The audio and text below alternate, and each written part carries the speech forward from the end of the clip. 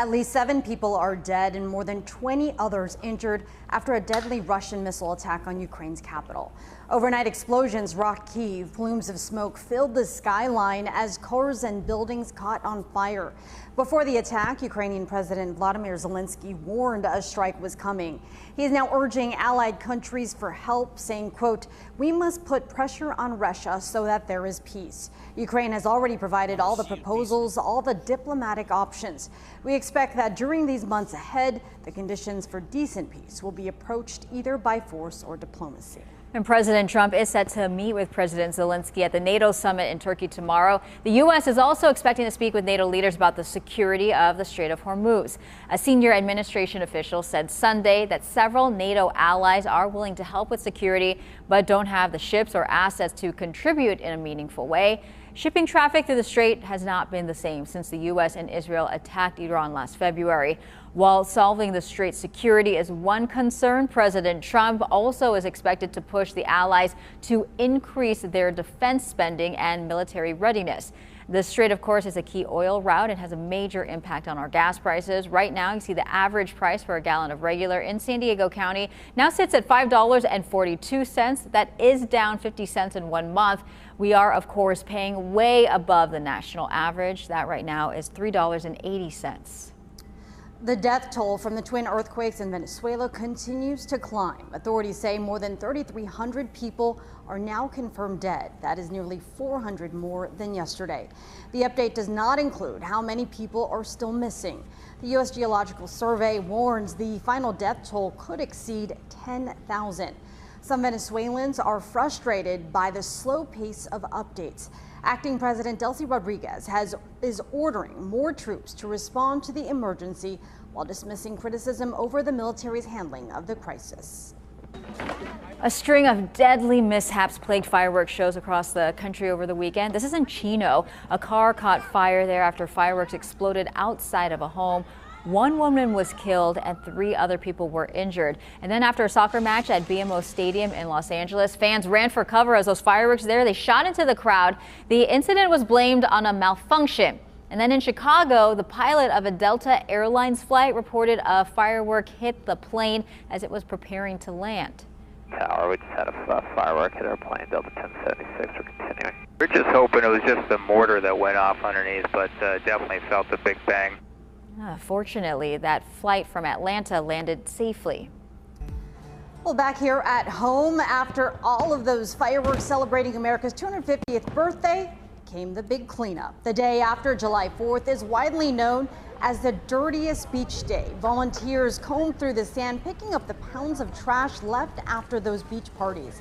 ABC 10 News reporter Jane Kim joined a group in Mission Beach to find out what inspires them to help after the holiday. It takes work to keep our beaches clean here in San Diego, but more than 100 volunteers are out here at Mission Beach after the July 4th holiday, picking up trash and protecting the environment. It's hard. It is. Every time I pick it up, it's hard. And he would go along with his bag and pick up trash. Carol Reed is picking up trash at Mission Beach. She's continuing a weekly routine she would do with her late husband, who passed away in December. Over the years of picking up trash, she's collected a lot of interesting things. Car keys, glasses, clothes, underwear. She's one of many volunteers cleaning up the area after the July 4th holiday. Sunday, a line of volunteers lined up to weigh and sort the trash they picked up. 4th of July tends to bring out a lot of people to our beaches and parks. So we have around 130 people here today. So I think that's a pretty good turnout. Camila Ruiz is with San Diego Coastkeeper, an organization that uses community outreach and education to maintain healthy coastlines.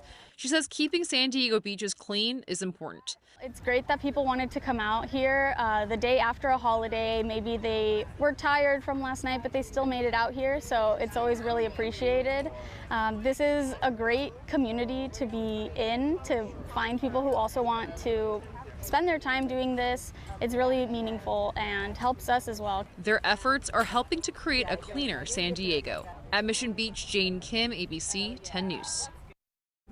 Well, investigators are looking into what caused a seaplane to crash into New York City's East River. It happened Sunday afternoon. 8 people were rescued after the aircraft made a hard landing. The impact broke one of the plane's struts and pontoons that forced the aircraft to actually lean with one wing in the water. The pilot ordered everyone to put on flotation devices before first responders arrived. 2 passengers suffered minor injuries. 75-year-old Ada Todd was one of them. The FAA expects to release a preliminary report on the incident later this week.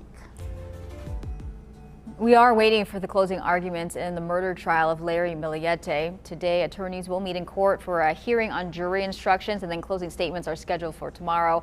I've been covering the trial since it started in mid-May. The prosecution spent nearly 7 weeks arguing that Larry killed his wife, Maya, back in 2021 and then hid her body. The defense rested its case Wednesday after calling just 3 witnesses. Took less than 3 hours.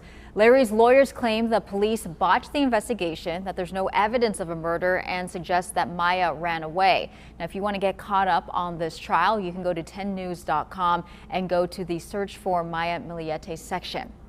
Well, for the first time this year, mosquitoes have tested positive for West Nile virus in San Diego County. They were collected near San Carlos. Infected mosquitoes passed West Nile to people through their bites. You can protect yourself by wearing long sleeves and pants or by using insect repellent. At home, you are urged to remove any standing water around your home, which attracts mosquitoes. I know that I hyperfixate on the housing market in San Diego. Sue me. But just hear me out on this one, okay? I have good news for you. First American Data and Analytics published this report in May of 2026, showing that starter and mid-level tier homes actually dropped in price by just under 2%, while luxury tier homes increased in price by about 0.5%. For clarity, a starter home is $750,000 or underneath. A mid-tier home is between $750,000 and $1.1 million, and a luxury tier home is anything above 1.1. Now, I've talked to real estate agents and brokers in the past telling me that numbers like this could indicate market stagnation, which just means people aren't buying homes very quickly here. But Zillow data says that the median days to pending is just 16 days. Here's what I noticed. San Diego specifically is not rising in price at the same rate that other places are. Places like Idaho, Chicago, North Dakota even are rising in price way faster than we are. To that I say, we will take what we can get. Emily Coffey, ABC 10 News. Well, Team USA is the last remaining host country for the World Cup. Mexico's magical World Cup journey came to an end last night at Azteca Stadium. The English national team defeated Mexico 3-2 with a lineup reduced to 10 men Sunday night. England now advances to the World Cup quarterfinals, crushing Mexico's dreams of finally getting past the round of 16. As for Team USA, one of the star players for the U.S. has suddenly been cleared to play tonight despite a previous suspension. Last week, Valerian Balogun was suspended after receiving a red card for a foul. Now, sources say President Trump called the president of FIFA to ask for a review of the penalty. FIFA then announced it would suspend the red card for 1 year. The White House has not officially commented on the president's involvement. The Padres are hosting a massive watch party for soccer fans tonight. The team will broadcast the U.S. men's national team match against Belgium on the big screen in Gallagher Square. Fans can watch the round of 16 matchup starting at 5 p.m. You just need a ticket to Monday's Padres game against the Arizona Diamondbacks to get in. The gates will open at 4:30. Once the baseball game starts at 6:40, both games will be shown on a split screen. And overnight, Neymar announced his retirement from international football. After the loss, he told reporters, quote, I tried. It started here at MetLife Stadium, and I finished here. It is not over. If this is true, this will mark the final showing for Brazil.